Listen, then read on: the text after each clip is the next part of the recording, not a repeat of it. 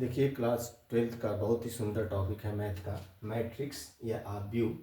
इससे बोर्ड में अक्सर सवाल हमसे पूछे जाते हैं और कंपलसरी सेक्शन ही होता है, सवाल इससे आते ही आते हैं। तो मैट्रिक्स के बारे में जनरल हम चीज़ें आपको बता रहे हैं जो कि आप याद रखेंगे तो बोर्ड में आप आराम से क्वेश्चन कर सकते हैं। बहुत छोटा टॉपिक है लेकिन बहुत ही इंटरेस्टेड टॉपिक है, तो आप इसको ध्यान दीजिए कि कैसे इसको किया जाता है।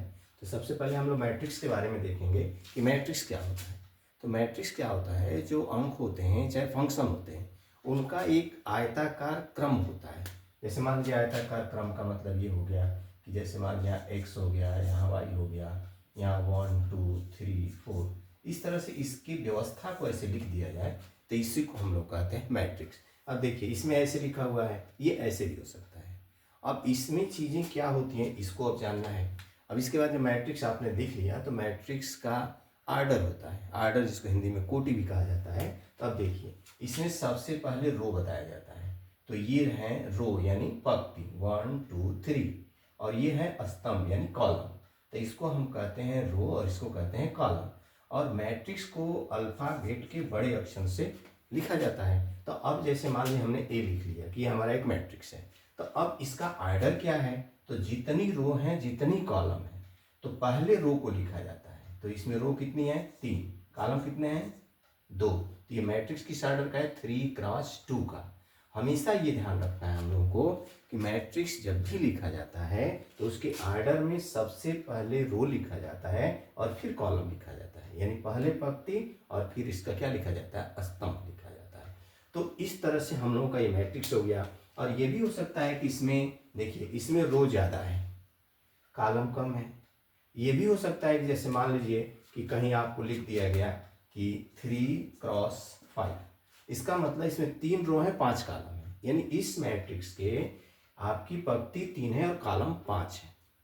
तो इस तरह से अब दूसरा उसमें अब इसी के पॉइंट पे मैट्रिक्स को बांटा जाता है अलग अलग भागों में। तो अलग अलग भाग का मतलब ये होता है कि मैट्रिक्स का ये प्रकार होता है। तो मैट्रिक्स में देखिए अगर रो और कॉलम, जैसे मान लीजिए देखिए ये हो गया आपका कोई एक हम मैट्रिक्स ले रहे हैं ए, और यहाँ पे है आई और क्रॉस जे, मतलब ये हो गया रो और कॉलम। तब देखिए आई रो अगर अधिक है तो उसको स्तंभ में कहा जाता है, और अगर इसका कॉलम अधिक हो जाए, कॉलम अधिक हो जाए तो उसको हम क्या कहते हैं कि वो स्तंभ का है और एक होता है पंक्ति का। उसके बाद इसमें आता है आपका जैसे मान लीजिए कि एक ही रो हो तो उसको एक ही रो का कहा जाता है। तो इस तरह से अलग अलग इसके हमारे मैट्रिक्स के होते हैं भाग। अब इसमें एक सबसे जो इम्पॉर्टेंट चीज़ है वो तत्समक आव्यूह आता है, यानी इकाई आव्यूह। तो इकाई आव्यूह में क्या होता है कि जिस आर्डर का भी वो होगा उसमें क्या होगा, जो मेन विकर्ण होता है उस पर इकाई होते हैं। जैसे मान लीजिए हमने 3x3 का मैट्रिक्स को लिया, तो 3x3 में क्या होगा कि बाकी ये एलिमेंट्स क्या हो जाएंगे 0 हो जाएंगे और इकाई पे क्या रहेगा एलिमेंट्स रहेंगे। तो इसको हम तत्समक आव्यूह कहते हैं, जिसका सबसे ज़्यादा यहाँ पे उपयोग होता है। अब ये तो होता है कि आव्यूह क्या होता है, तो आव्यूह एक अंकों का, संख्याओं का या फंक्शन का क्रम होता है जिसको आयताक्रम में सजा लिया जाता है। उसके बाद उसके आपके अलग अलग भाग हो जाते हैं। अब इसमें जो पॉइंट्स और जो आते हैं वो ये हैं कि कोई दो मैट्रिक्स हैं उनकी तुलना कैसे करते हैं। तो अगर मान लीजिए दो मैट्रिक्स अगर आपस में बराबर हैं, जैसे मान लीजिए एक मैट्रिक्स यहाँ हो गया, यहाँ लिखा है XY, यहाँ लिखा है 3 5, और यहाँ आपको लिख दिया गया 2 6, यहाँ लिख दिया गया M और 5। आपसे ये पूछा है, देखिए ये सिंबल क्या है इक्वल का है। तो अगर दो मैट्रिक्स बराबर हैं तो इनके करस्पॉन्डिंग एलिमेंट्स भी क्या होते हैं बराबर होते हैं, यानी x का मान 2, ये जो x होगा वो 2 के बराबर होगा, y किसके बराबर होगा 6 के बराबर, 3 किसके बराबर है m के बराबर, और 5 तो 5 के बराबर है। यानी करस्पॉन्डिंग एलिमेंट्स जो होते हैं मैट्रिक्स के बराबर होते हैं। जब दो मैट्रिक्स बराबर होंगे तो उनके जो एलिमेंट्स होते हैं वो भी आपस में क्या होते हैं बराबर होते हैं। तो ये तो मैट्रिक्स की तुलना है। तो एक क्वेश्चन तो आपको यहाँ से मिलता है कि मैट्रिक्स बराबर अगर हैं तो उनके करस्पॉन्डिंग एलिमेंट्स भी क्या होंगे बराबर होंगे। अब दूसरा इसमें जैसे अंकों का जोड़ घटाना गुणा भाग चलता है वैसे मैट्रिक्स का भी जोड़ घटाना गुणा भाग चलता है। तो अब देखिए सबसे पहले आप योग को देखिए, योग बहुत ध्यान से बात को सुनिएगा। योग में क्या होता है कि उन दो मैट्रिक्स का हम योग कर सकते हैं जिनके आर्डर बराबर हो। अगर आर्डर बराबर नहीं होंगे तो योग नहीं किया जा सकता, ठीक है। और करस्पॉन्डिंग एलिमेंट जोड़े जाते हैं। सेम क्रिया घटाने में भी है कि इसमें भी आर्डर बराबर होने चाहिए, तो हम करस्पॉन्डिंग एलिमेंट को घटा सकते हैं। यानी जैसे योग और घटाना दोनों एक ही तरह की क्रिया है। जैसे मान लीजिए हमने मैट्रिक्स ले लिया एक, ऐसे यहाँ ले लिया 5 3 2 1, और यहाँ ले लिया एक मैट्रिक्स 1 2 3 एंड 5। अब प्लस और माइनस दोनों को समझिए। अगर प्लस करना है तो 5 1 में जुड़ेगा, 3 2 में जुड़ेगा, 2 3 में जुड़ेगा और 1 5 में जुड़ेगा। घटाना है तो 5 में से 1 घटेगा, 3 में से 2 घटेगा, 2 में से 3 घटेगा, 1 में से 5। करेस्पॉन्डिंग एलिमेंट घटाए जाते हैं। दूसरा की बात, तीसरा जो होता है किसी अदिश का गुणा। अदिश का कोई गुणा करना हो, जैसे अदिश का गुणा करना हो आपको किसी भी मैट्रिक्स में, तो जैसे मान लीजिए आपका यही मैट्रिक्स है 5 3 2 1 और इसमें आपको 4 का गुणा करना है।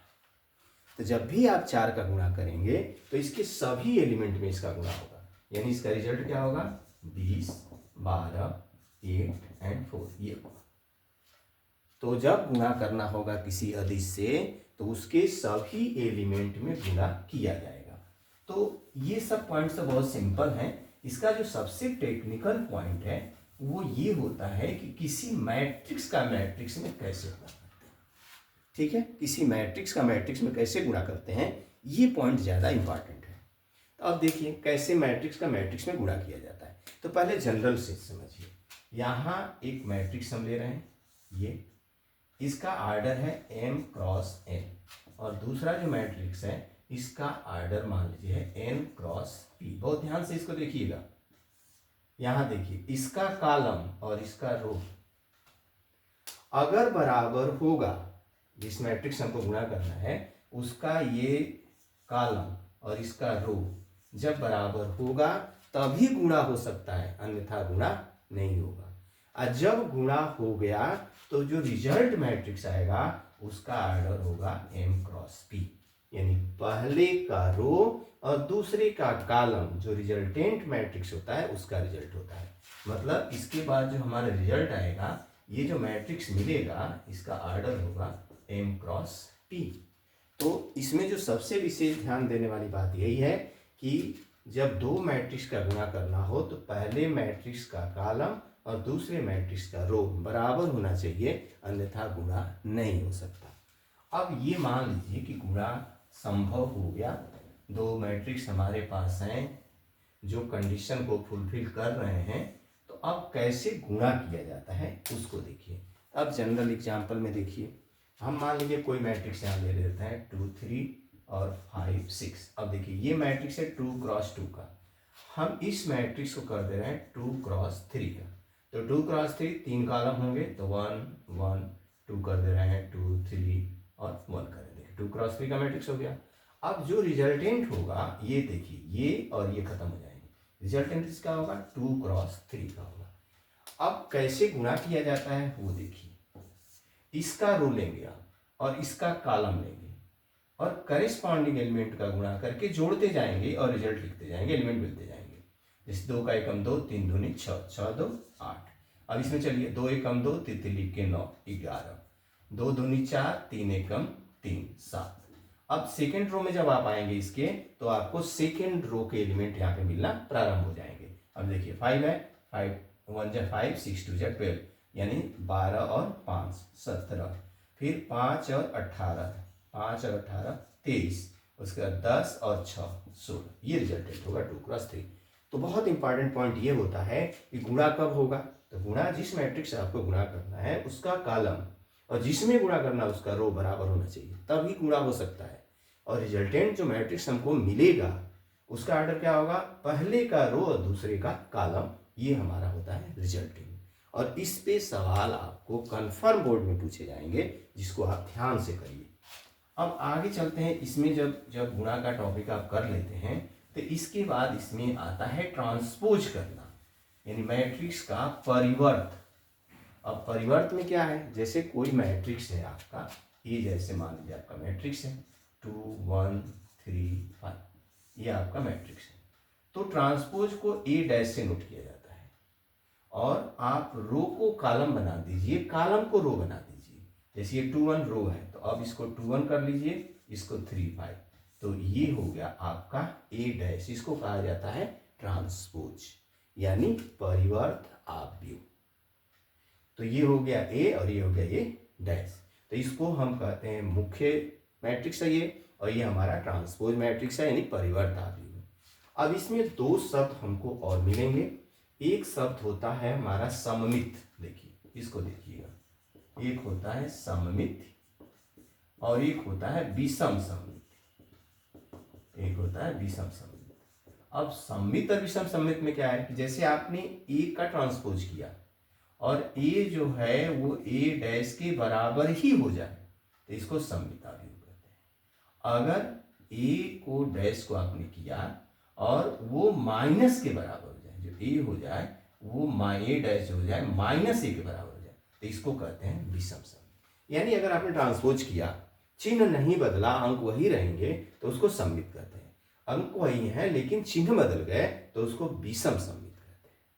अब यहाँ पे एक और चीज आती है, अगर ए को आप ए डैश में जोड़ते हैं तो सममित आव्यूह मिलता है और ए में से ए डैश को घटाते हैं तो विषम सममित आव्यूह मिलता है। अब सममित और विषम सममित में इसको लिख सकते हैं, जैसे ए प्लस ए डैश बाई 2 कर लीजिए और प्लस ए माइनस ए डैश कर लीजिए और बाई 2 कर लीजिए, दोनों को जोड़ेंगे तो आप इसको अलग अलग आव्यूह को लिख सकते हैं। क्योंकि सिंपल सा है, देखिए जो ए है हमारा ये हाफ ए प्लस ए डैश और प्लस हाफ ए माइनस ए डैश। अगर अलजेब्रिकी आप देखेंगे तो ए डैश खत्म हो जाएगा, हाफ पे मिलके ए हो जाएगा।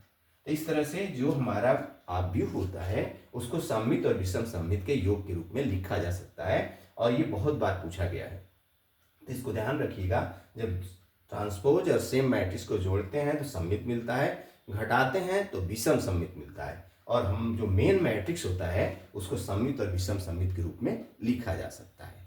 अब सममित और विषम सममित में कुछ प्रॉपर्टी भी हैं। अब उस प्रॉपर्टी को देख लीजिए जिसमें जो सबसे इंपॉर्टेंट प्रॉपर्टी है उस पर थोड़ा सा आपको विशेष ध्यान रखना है। जैसे देखिए, आप अगर ए है और ए डैश का ए डैश निकालते हैं तो ए ही होता है, ठीक है। अगर आप ए डैश है, अगर के ए है, यहाँ पे के ए का डैश निकालते हैं तो के ए डैश होता है। सेकेंड प्रॉपर्टी मैंने किसी अदिश का गुणा करके और आप उसका डैश निकालते हैं तो उसके डैश में ट्रांसपोज में और के का गुणा हो जाता है। ये सब तो सेम है। अगर आप दूसरा करते हैं, दो मैट्रिक्स जोड़ते हैं ए प्लस बी और इसका डैश निकालते हैं तो आपका ए डैश और प्लस बी डैश मिलता है। लेकिन जो सबसे क्लिष्ट जो नियम है वो ये है, देखिएगा, वो ए बी दो मैट्रिक्स का अगर गुणा का डैश आप निकालते हैं तो यहाँ क्रम बदल जाता है, ये ध्यान रखना है। यही सबसे टिपिकल पॉइंट है आपका कि जब दो मैट्रिक्स का गुणा करके आप डैश निकालते हैं, ट्रांसपोज करते हैं, तो इन दोनों मैट्रिक्स के ट्रांसपोज के ही गुणनफल के बराबर होता है, लेकिन इसका ऑर्डर क्या होता है, बदल जाता है। और इस पे कई सारे आपको क्वेश्चन भी मिलेंगे। तो मैट्रिक्स में ये सब चीज़ें हैं जो कि आपको याद रखना है और क्लास 12th का बहुत इंटरेस्टेड टॉपिक है। और इतनी चीज़ें अगर आप याद रखेंगे तो मैट्रिक्स का कोई भी क्वेश्चन आप गलत नहीं करेंगे। इसमें एक व्युत्क्रमणीय का है, लेकिन व्युत्क्रमणीय को अब बहुत सिंपल में कर दिया गया है। जैसे सिंपल से कोई भी चीज़ होता है, जैसे ए है और ए इनवर्स का गुणा करते हैं तो आई मिलता है, सिंपल। जैसे ये तत्समक है आपका, इसका इनवर्स है। अब इसको अलजेब्रा से समझिए, जैसे 2 है तो 1/2 को मतलब क्या कहते हैं आप, 1 कहते हैं। तो ये 2 है और इंटू ये 2 का क्या है, इनवर्स है, और ये आपका क्या है, 1। तो इसी तरह से आई है तो मैट्रिक्स की भाषा में आई तत्समक यानी इकाई ही है। तो इस तरह से अगर किसी मैट्रिक्स के इनवर्स में आप गुणा करते हैं तो आपको ये तत्समक आव्यूह मिलता है। तो वो तो चीज़ें ठीक हैं, लेकिन पहले इनवर्स निकालना होता था, लेकिन अब इनवर्स निकालना डिवीजन में चला गया है बोर्ड से, इसलिए उस पर विशेष ध्यान नहीं रखना है। इतनी चीज़ें जो हमने आपको बताया है, अगर इतनी चीज़ें आप याद रखेंगे तो आप मैट्रिक्स का कोई भी सवाल गलत नहीं करेंगे और इससे क्वेश्चन कन्फर्म आपके बोर्ड में आएगा। तो बी केयरफुल, आप बहुत बढ़िया से इसकी तैयारी कर लीजिए, आपको बोर्ड में सवाल जरूर ही मिलेंगे। Best of luck.